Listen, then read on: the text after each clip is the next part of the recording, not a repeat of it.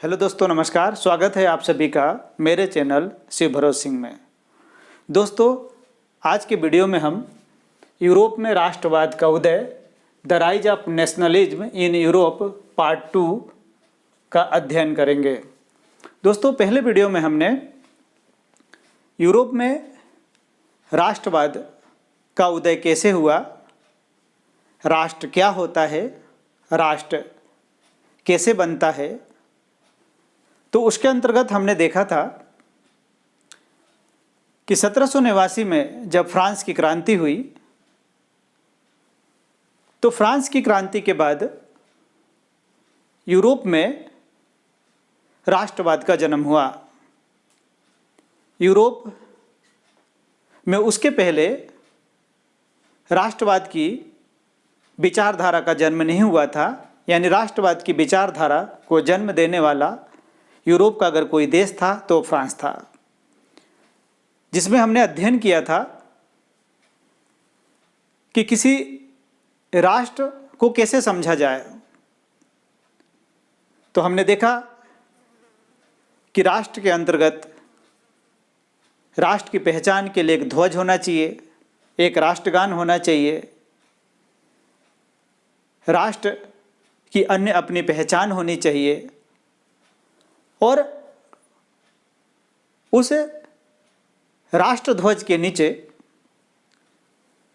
राष्ट्र की विचारधारा के साथ चलने वाले नागरिक होना चाहिए, और इन सब से मिलकर ही राष्ट्र का निर्माण होता है। आज के वीडियो में हम पढ़ेंगे जिसके अंतर्गत यूरोप में राष्ट्रवाद का निर्माण। जब यूरोप में राष्ट्रवाद नहीं था तो उसके पूर्व किस प्रकार की परिस्थितियां थी, सबसे पहले उसका अध्ययन करेंगे। तो हम यहाँ देखते हैं यूरोप में राष्ट्रवाद का निर्माण। मध्य 18वीं सदी के यूरोप के नक्शे में राष्ट्र राज्य का नहीं मिलना। यानी हम जब मध्य 18वीं सदी के यूरोप के नक्शे का अध्ययन करते हैं तो वहाँ पर राष्ट्र या राज्य की कोई कल्पना नहीं है, और राष्ट्र और राज्य वहाँ पर नहीं मिलता है। दूसरे बिंदु की तरफ बढ़ते हैं। जर्मनी, इटली और स्विट्जरलैंड का राजशाहियों, डचों और कैंटनों में बटे होना और शासकों का स्वायत्त क्षेत्र होना। जो जर्मनी, इटली, स्विट्जरलैंड जो था वो अलग अलग राजशाहियों में, डचों में और कैंटनों में बटा हुआ था। वो सभी एक स्वायत्त क्षेत्र थे। यानी अपनी उनकी एक कोई सांस्कृतिक पहचान नहीं थी, अपनी एक भाषा नहीं थी। वो छोटे छोटे भागों में विभक्त थे। अगले बिंदु की तरफ चलते हैं। ऑस्ट्रिया हंगरी पर शासन करने वाला हैब्सबर्ग साम्राज्य कई अलग अलग क्षेत्रों और जन समूहों के जोड़ से बनना। ये अलग अलग क्षेत्रों और जन समूहों के जोड़ से बना था, जिसमें अलग अलग भाषाएं बोली जाती थी। यानी यहाँ पर भी हमें राष्ट्र की कोई अवधारणा दिखाई नहीं देती है। अगले बिंदु की तरफ बढ़ते हैं कि पूर्वी और मध्य यूरोप में निरंकुश राजतंत्र का होना। जो पूर्वी और मध्य यूरोप था, यहाँ पर निरंकुश राजतंत्र थे, यानी राजाओं का शासन था। यानी 1789 की फ्रांस की क्रांति के पहले यूरोप में राष्ट्र नहीं थे। अब अगले बिंदु की तरफ बढ़ते हैं। कुलीन वर्ग और नया मध्यम वर्ग। ये कुलीन वर्ग और नया मध्यम वर्ग क्या है, इसको हम यहाँ पर समझते हैं। कुलीन वर्ग यूरोपीय महाद्वीप का सबसे अधिक प्रभुत्वशाली वर्ग था। इस कुलीन वर्ग के पास सभी विशेषाधिकार थे। जैसे हम यहाँ पर आगे बढ़कर इसका अध्ययन करते हैं कि ग्रामीण क्षेत्रों में इनके पास जायदाद थी, यानी संपत्ति थी, और शहरी क्षेत्रों में ये हवेलियों के मालिक थे।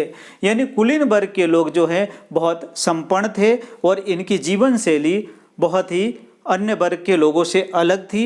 जहाँ तक कुलीन वर्गों के रिश्ते होते थे वो आपस में एक दूसरे के बीच में ही होते थे। अगले बिंदु की तरफ बढ़ते हैं। उच्च वर्गों के बीच फ्रेंच भाषा का चलन। जो उच्च वर्ग था, ये कुलीन वर्ग था, ये लोग फ्रेंच भाषा बोला करते थे। कुलीनबर्ग की ये अपनी एक और यहाँ पर पहचान स्पष्ट रूप से दिखाई देती है। आगे हम बढ़ते हैं और यहाँ समझते हैं, पूर्वी और मध्य यूरोप में भूमि विशाल जागीरों में बटी होना और दास द्वारा खेती करना। जो पूर्वी और मध्य यूरोप है, यहाँ पर जो भूमि थी वो जागीरों में बटी हुई थी। अब ये जागीर क्या होती है? जब हमारे देश में अंग्रेज आए तो उस समय जामींदारी प्रथा आई। इसके पूर्व जब हमारे देश में राजा थे तो उस समय जागीरदारी प्रथा थी। तो वहाँ पर भी जो है जागीरदार जो हैं प्रशासन को संभाला किया करते थे। अब अगले बिंदु की तरफ बढ़ते हैं। इसको समझते हैं कि शिक्षित और उदारवादी मध्यम वर्गों के बीच राष्ट्रीय एकता का विचार लोकप्रिय होना। जब फ्रांस की क्रांति हुई और फ्रांस की क्रांति के बाद जो ये शिक्षित वर्ग है और उदारवादी जो वर्ग है, इसके बीच राष्ट्रीय एकता का विचार लोकप्रिय हुआ, जिसने यूरोप की स्थिति को बदला। अगले बिंदु की तरफ चलते हैं, उदारवादी राष्ट्रवाद। अब ये उदारवादी राष्ट्रवाद क्या है और उदारवादी राष्ट्रवाद से यहाँ क्या तात्पर्य है, इसको समझते हैं।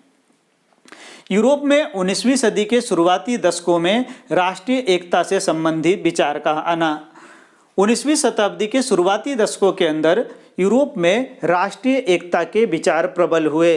1789 में फ्रांस की क्रांति हुई और 1789 में फ्रांस की क्रांति के बाद जो यूरोप पर व्यापक असर पड़ा, उसका प्रभाव हमें यहाँ पर दिखाई देता है।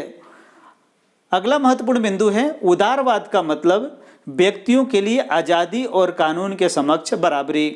फ्रांस की क्रांति के अंदर भी हम पाते हैं कि फ्रांस की क्रांति के अंदर जो महत्वपूर्ण बिंदु थे वो समानता, स्वतंत्रता और बंधुत्व थे।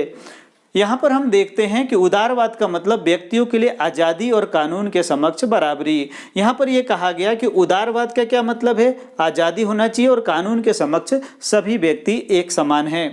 अगले बिंदु की तरफ चलते हैं, उदारवादी निरंकुश शासक और पादरी वर्ग के विशेषाधिकारों की समाप्ति के पक्षधर। जो उदारवादी लोग थे, अब ये नहीं चाहते थे कि जो निरंकुश शासक हैं यानी जो राजा हैं ये अब सत्ता में रहें, और जो पादरी वर्ग जिसको विशेष अधिकार मिला हुआ था, इनकी वजह से जो सामान्य जन थे, जिसके अंदर जो किसान थे, इनकी दशा बहुत दयनीय थी।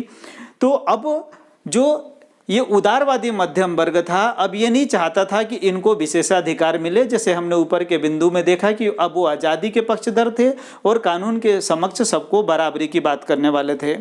अगले बिंदु की तरफ हम चलते हैं और यहाँ पर हम देखते हैं कि संविधान तथा संसदीय प्रतिनिधि सरकार के पक्षधर थे। अब ये चाहते थे कि संविधान का निर्माण होना चाहिए और संविधान के निर्माण के साथ ही संसदीय व्यवस्था लागू होना चाहिए जिसमें जनता की हिस्सेदारी हो। तो इस प्रकार से आज के वीडियो में हमने देखा कि यूरोप में राष्ट्रवाद का निर्माण इस प्रकार से हुआ, और ये राष्ट्रवाद का जो निर्माण होता है इसके बाद आगे क्या परिवर्तन होते हैं, इसको हम अगले वीडियो में अध्ययन करेंगे कि इसके बाद यूरोप में किस प्रकार की परिस्थितियां बनती है और इस विचारधारा का यूरोप में कितना व्यापक असर पड़ता है। आपको मेरा वीडियो पसंद आए तो इसे लाइक, शेयर और सब्सक्राइब जरूर कीजिए, और आप मेरे वीडियो संबंधी जानकारी मेरे Telegram channel general knowledge and history पर जाकर देख सकते हैं, और साथ ही आप मुझे फेसबुक और इंस्टाग्राम पे फॉलो कर सकते हैं। थैंक्स।